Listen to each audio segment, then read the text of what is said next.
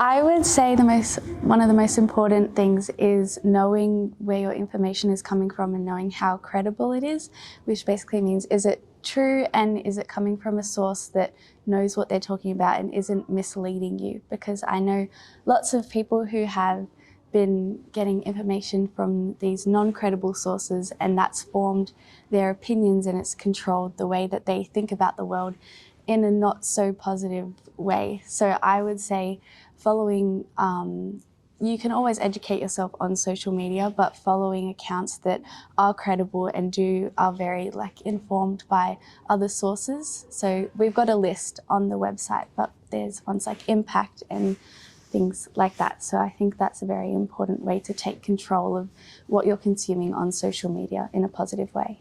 Yeah, I would agree with that. And also it's so easy to get lost online, just endless scrolling. But like Taylor said, if you're following things that are real in the real world, then when they pop up, it's kind of a reminder oh, this is real life, this is what's happening right now. Maybe I should get off my phone for a bit and appreciate what's going on around me. So I think by having those websites and resources, you're able to instead take control over it instead of it consuming you. And if you get in the loop of endless scrolling, you can always put time limits on your apps. I have time limits on TikTok and Snapchat, so I don't get in the habit of endless scrolling. It's 15 minutes a day, done my social media fix for the day, pop it off, and use I do the rocket method, 3, 2, 1, I'm off. I don't give myself a second chance. So I'll count down from 3 and I'm out of there. So that's a good technique that I use. I guess setting yourself goals, and not just yourself, but maybe in your friend group, saying, let's all keep our daytime today to 30 minutes and work with your friends to say, okay, after dinner, let's all try to stay off our social media. Like Paris was saying before, it's kind of important to work with your parents. It's not just about taking it away and saying, I'm not using my phone again ever. It's about saying okay, I do need to be on social media and be present and active with my friends, but let's see how we can work to kind of reduce it and make it a positive relationship rather than a negative one that's kind of controlling and dictating your life.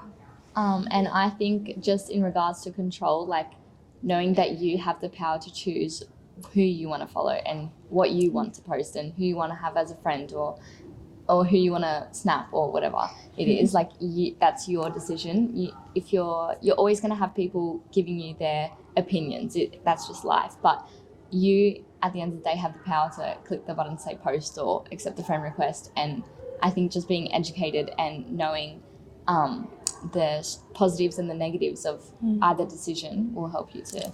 Can I also just add on to you? Sorry, Emily. Yeah. I love the spring clean method. So basically, if you follow anyone on any form of social media and in any way it makes you feel unhappy or it doesn't really make you feel happy, just unfollow them. You can always follow them back. If it's something that's making you feel unhappy or it's just, consuming your life, or that's a bit dramatic, but it's impacting you in a negative way or not impacting you in a positive way, you don't need it. You can just, just filter it filter it and take control of what you consume on social media.